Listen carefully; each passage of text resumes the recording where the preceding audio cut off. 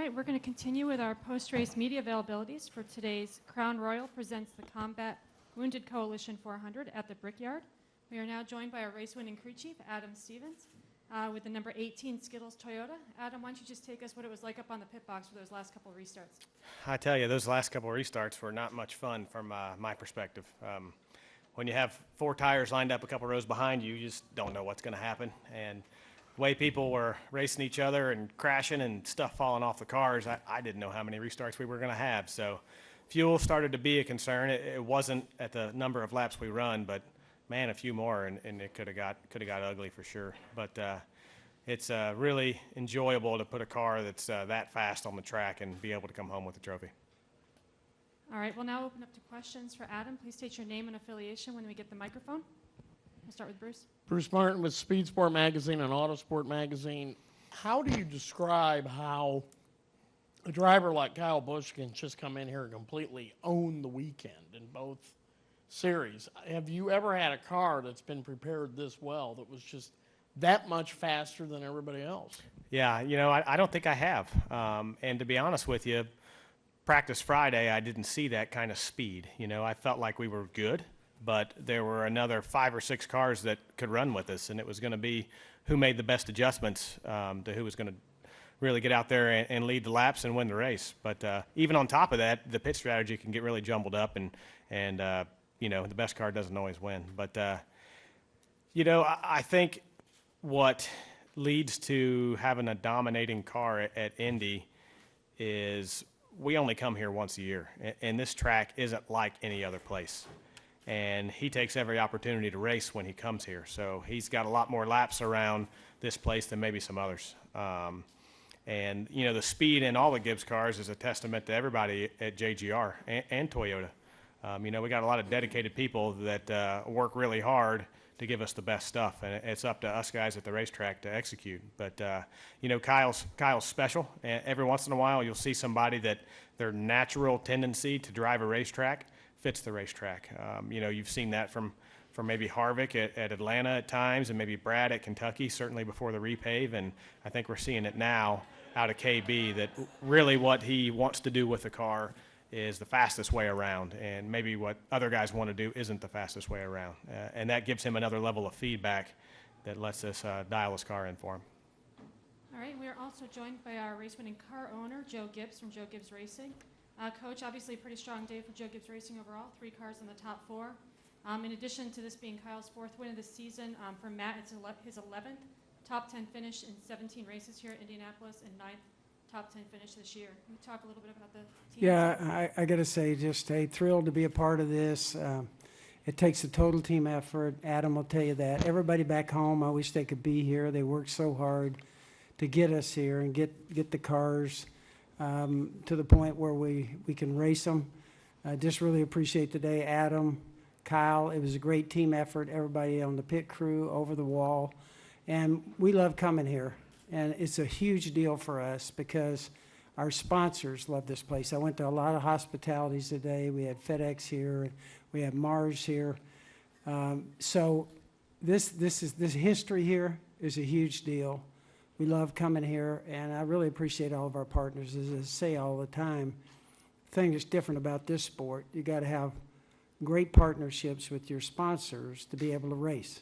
And it's unlike any other sport. So when you win, I was calling everybody at Mars and just thanking them for everybody from the top down there for letting us do this. And, you know, we have Toyota as our partner in this. Interstate Batteries is on this car, which is Norm, called Norm. It's a total team effort. When you win a race like this, it's a huge deal for us. And I just really appreciate being a part of it. And Lord blessed us with just a great day. We'll go back to taking questions for Coach and Adam. We'll start up here with Bob and then go to Jerry. Bob Hawkers, ESPN. Adam, you said that Kyle chooses the fastest way around, but others don't. Is that because he can drive it a little bit more uncomfortable than others in those spots? If that's what I said, that wasn't what I intended to say. What I'm saying is the way that he wants to drive the car is what the car and the tire and the aero package need here at Indy. You know, where some guys might drive it harder or drive it easier or whatever they're trying to do and what they're tuning their car to isn't maybe the fastest way around. And the way that Kyle naturally drives this place is the fastest way around. And that, since we only come here once a year, that level of feedback he's able to give us gets us in a little bit different area than I think some other guys. We'll go to Jerry and then come up here to Mike. Jerry Jordan, former Racing Network, Kicking the Tires. Adam, you talked about dominance here, but the Toyotas have been dominant and racing really well most of the season. What have you guys hit on, and I don't expect you to tell me all your secrets, but what have you guys hit on that is making you so much better than the competition right now? You know, at this level of motorsports and the competition level across the field, you can't hit on one thing and beat people. You have to hit on everything. And there's 550 employees at JGR to make sure we are working on everything that makes a race car go fast. And at the end of the day, it comes down between the communication between the driver and the crew chief and the team, and taking that, what he's saying the car's doing and what it's not doing, and translating that into changes that make the car better. And that's Kyle's strong suit, you know, so I think you're seeing a little bit of that. We'll go to Mike and then we'll go to Zach in the front. Mike Neff from frontstretch.com. Adam, you mentioned some of the cars that were a little beat up were dropping some debris on the track, but also after that red flag, there was a ton of water bottle debris on the front stretch, and your car was the first one to get to it. Did that give you any additional concern that your splitter was going to get beat up running over those bottles? Well, you know, the water bottles, you want them picked up, which is why I pointed it out on the radio. It's not a big deal to run over them when you're getting up to speed, but at full speed, it could tear your car up pretty bad. And you just don't want to see anybody have a bad day like that. You know, as a competitor, I don't like when anybody has a bad day, to be completely honest with you, because I've been there. And myself and my team, if we have irreparable damage, like some of the cars did, we go out of our way not to muddy up the race for anybody else. You know, you hate to go out there with your car falling apart and, you know, drag a bunch of debris across the track and change the outcome of the race in a negative way when you're not having a good day. You know, so I was concerned about that, but at the end of the day, it didn't pan out that way. We'll go to Zach and then Chris. Zach Worrell, Butler University. Compared to last year, we had a vastly different aero package plus the new tire. How do you think they've fared today, and what can NASCAR do moving forward for this race specifically with the aero package and the tire? This is a tough place. You know, there's not much banking, and there's only one preferred groove in each one of the corners, and that makes clean air a big deal. It's not like you can spread out and go bottom to top like you can at a lot of high bank places. So that's just the way it's going to be, and there's not an aero package that's going to change that. So, you know, the racing, there was a lot of racing throughout the pack. It's just the way that it is. You know, there's no tweak or change that's going to make that fundamentally different. Go to Chris. Chris Knight, catchfans.com. Coach Gibbs, congratulations on the win today. Larry Mack said this week that Indianapolis would serve as a measuring stick on where teams stood as far as competition. You guys seem to have that covered. Is there any areas of improvement that the organization needs to work on before the chase? Yeah, I think one of the hardest things in pro sports is to stay up. Because, you know, we have so many great owners and great teams in our sport. And as hard as everybody works, you see the ups and the downs. 14, we just had a horrible year. And you work real hard to get back. But you also know that everybody else out there is working extremely hard. And so in pro sports, normally what happens, you can be up and then you're down and it's a short trip back. So I think one of the things we got going for ourselves is in our team meetings. Our drivers, our crew chiefs, they are unbelievable. They just share everything. They try and solve problems together. And I think that's one of the things that right now we got really going for ourselves. But I'm always nervous because I know in pro sports it's very hard to stay up. And so our goal would be, can we do that, stay up and get ready for the chase and continue to win races? And our guys go with, I don't think they think much about the chase. They're thinking about trying to win every week. And so it makes, you know, I think our guys are getting after it. So we appreciate the way they go after things. And like I said, I appreciate everybody back home, JD, and I always kind of like to called him, and I think everybody back at the shop, we really appreciate them. I wish they could be here to celebrate with us today. Joe, Dick Mittman, Indianapolis 500 old-timer. Which is, do you feel was tougher winning in this sport or the other sport you were involved in? I don't think either one of them is very easy to win. What I love about what I've had a chance to do, I'm probably one of the most blessed guys in the world, because most people never get to live one dream. I've got to live two. And to be in the NFL, you got the best people in the world playing football. And to be able to win a game there is just, it's extremely hard. You enjoy each and every one of them. You come over here, it's the same exact thing. Team sport, everybody working together. It takes people. You win with people. And we're just really, it took us 9 years over here. It took us 9 years to win a championship. Shows you how hard you have to work. And so I think in both of them, you can't separate. It's the best of the best. And it's a thrill to be in it, and I've been blessed to be a part of it. Go to Bruce and then back to Bob. Coach, two questions. One, when is the last time you've seen an athlete like Kyle Busch come into a place like the Indianapolis Motor Speedway and just dominate both races like he's done for the last 2 years? Then I have a follow-up after that. Yeah, I got to tell you, I think it's a great sports story. And, you know, it goes back really to the first of last year when he had that wreck, that horrible wreck. Because we all know a lot of athletes, they could look at that and say, take a different approach. That Kyle, from the second day he was out of surgery, he has been on a mission to get back and then to come back the way he did. And I tell you, I don't see anything in him but wanting to go to the front. And to come out of here at a place this hard to race and to be able to have 2 years like this, I think it's really special. And it's a tribute to him and the team and Adam and everybody. I think it's special. And then to compare it to your previous career, was this almost like the Super Bowl beatdown you did to the Broncos or the Buffalo Bills? I don't know about that. I don't want to get those people stirred up. I got enough of them yelling at me out there, hey, how about them Cowboys? Every time they go by, I go, all right, okay. I just think it's very competitive, people. And I think the reason why people like to watch it, it's the greatest reality show because we have no idea. We have no idea what's going to happen. We tee it up every week, and you're not sure what's going to happen this week. All right, we'll take our final question for Coach and Adam from Bob. This for Coach. You've talked the last 2 weeks after wins about having so many sponsors at the track, and yet the stands have not been as robust the last 2 weeks as you've seen them. Is there concern from your sponsors or concern from you, and what do you think needs to be done? Well, I think, first of all, it's a total team effort for us to make the racing the best it can be. And I think that NASCAR is totally engaged with us. I think this is, by far, for the 25 years I've been in it, NASCAR meets with us on a regular basis. They're wide open. They're after it.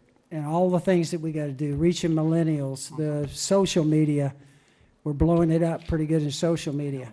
And what we got to do is continue to work hard. Our new package this year, racing, and make the racing, exciting and great. And I think we're going to get, our fans back in the stands. And I think really so far this year, my understanding is all sports are down about 9%. And we were down a lot less than that. So I think I got my stats right on that. So I think it's, we need it. We need to be smart, sharp, all the things we're doing, working hard to appeal to our fans and get them back. All right, well, Coach and Adam, thanks for joining us. We're going to let you continue your media obligations while we speak with your driver. All right, thank you. All right. Good job, Joe. Way to go, Coach. All right, we are now joined by the driver who won today's Crown Royal, presents the Combat Wounded Coalition 400 at the Brickyard, Kyle Busch, the driver of the number 18 Skittles Toyota. Kyle, this is obviously your second straight win here at the Brickyard, and this is the first time that a driver has swept the Coors Light Pole Awards and the races. in a weekend. So why don't you talk a little bit about that?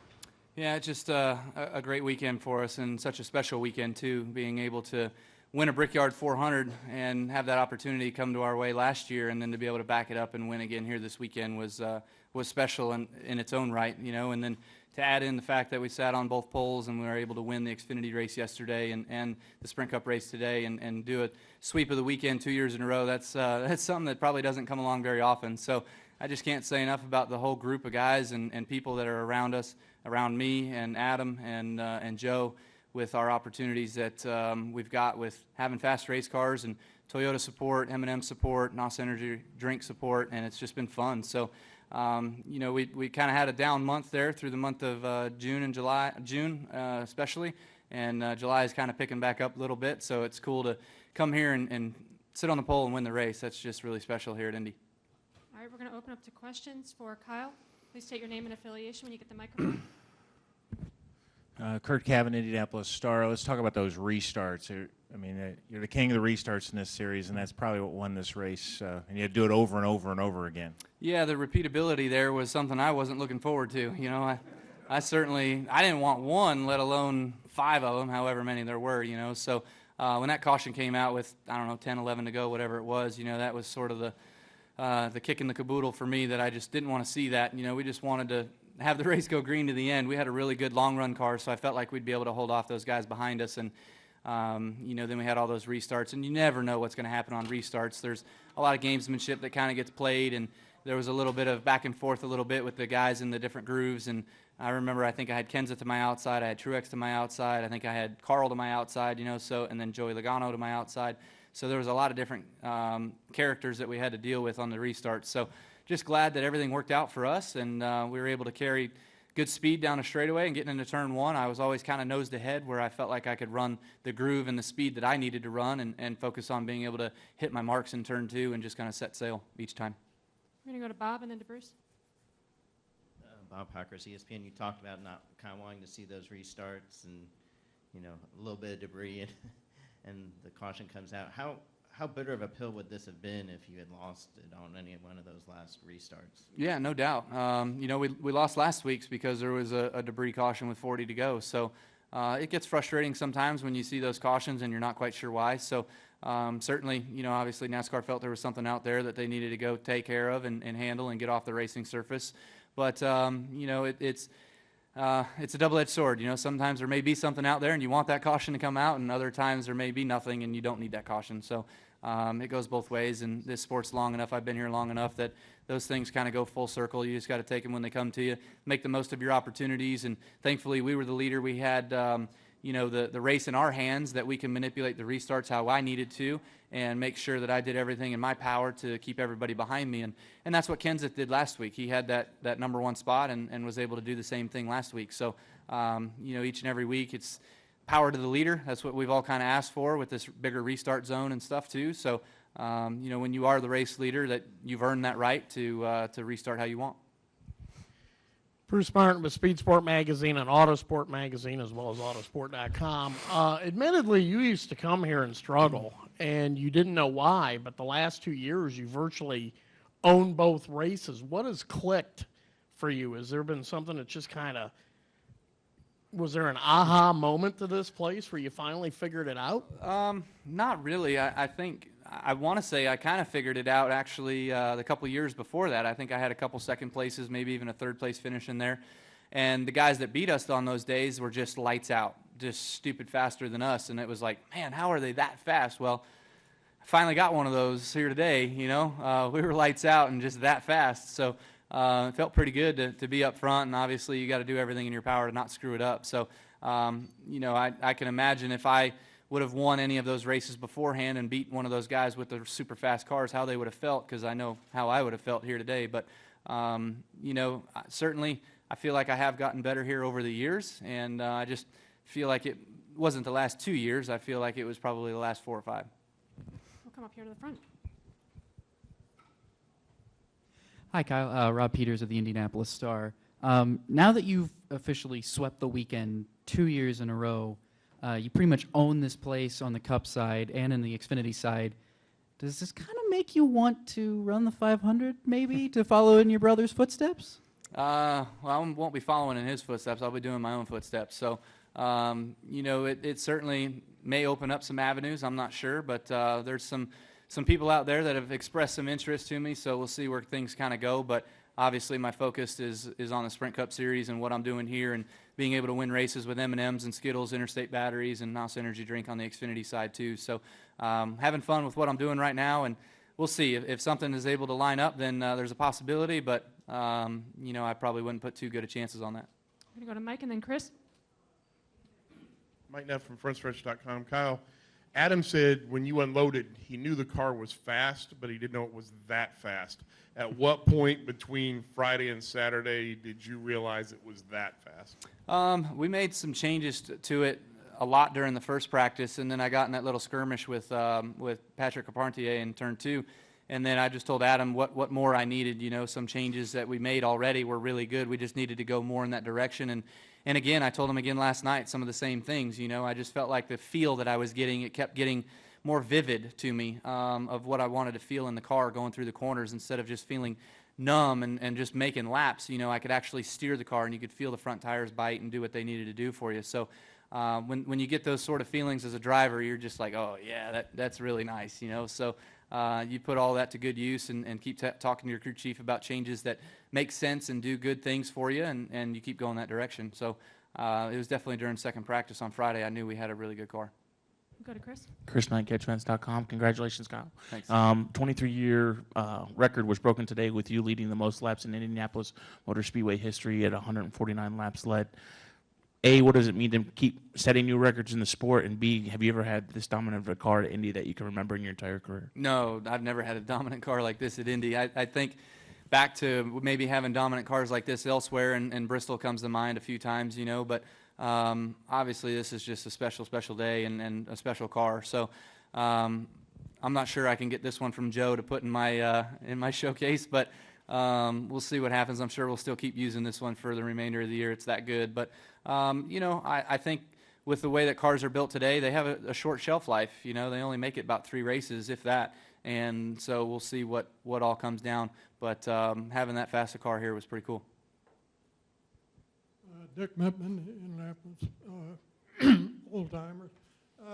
2 questions. One, when you're driving around like that and they keep happening, what do you think about? Well, you know, you got a whole couple of minutes to go around there thinking, what am I going to do next? What am I going to do next? And second, there's never in the Indianapolis 500 or the other your group won 3 in a row. Your opportunity is there next year. Can you do it? Yeah, so, you know, rolling around under caution, you know, just thinking about things. Certainly, I just keep thinking about what I just did and how it worked and what I need to do different. You kind of got to change up your restarts a little bit each time to kind of keep everybody guessing. Once they start to get a rhythm of what you're doing, they're going to take advantage of that. So, you know, that's just kind of what I was doing, was just thinking about what I did and what I could do different and what I did 2 times ago. You know, I don't want to give everybody my secrets, but as far as having the opportunity next year to go for 3 in a row, that's cool. You know, like you said, no one's ever done it, but that's 365 days from now. I'm going to cherish this one a lot more here first. But then when we come back next year, you know, that'll certainly be on our minds, and being able to go out there and run this race and try to win this race. You know, we've had fast cars here the last couple of years, and all of Joe Gibbs Racing's had quick cars here the last couple of years. So just fortunate to be with the right group that's been in victory lane here. Kyle, Jerry Jordan, Performance Racing Network, Kicking the Tires. Congrats. Thanks. This track is obviously compared a lot of times to Pocono. We go to Pocono next weekend. Does the momentum and everything from here carry over, and what do you bring with you to make possibly go back-to-back? Yeah, I thought last year the momentum did carry over. You know, we won this race, and then we were running right behind Joey Logano for much of the last stint at Pocono, and we thought we had just enough fuel to make it. We didn't. We ran out. Joey ran out first, and then I got the lead, and then we ran out. So, you know, we ran a good race. We ran up front all day. Joey and I were kind of in the league of our own. So we definitely need to look at that and see how we were last year and how we excelled from here to there, and try to carry that momentum. Obviously, Pocono next week is a place that I haven't won at yet, so I would certainly like to check that box and get that one off the list, which only leaves Charlotte. So we'll just focus on one thing at a time and look forward to next week. Bill Kramer Racing Roundup out of Milwaukee. There was something new this year for you at the Brickyard, and that was your wife and your son at the start-finish line and kissing the bricks. Looked like he was having a great time. Were you enjoying as much seeing him doing it as you were enjoying it for yourself? Yeah, no doubt. It's definitely awesome to have him here and have her here as well. So it's fun to celebrate as a family. We celebrate as a team, but we are one big family of guys, and her, of course, too. So, you know, it's just neat to see him growing up, and he's growing up so fast. He's 14 months old, so he was here last year, you know, but he had no clue what was going on last year. Probably still doesn't have a clue about what's going on right now, but he's getting closer and closer to realizing what all that is. And so one of these days, he'll, you know, I'm sure he'll want to be out there having a chance of his own to go for a Brickyard 400 victory. So that'll be fun to see. All right, Kyle. Well, congratulations on the win today, and obviously the weekend sweep Cool. too. Thank you very much.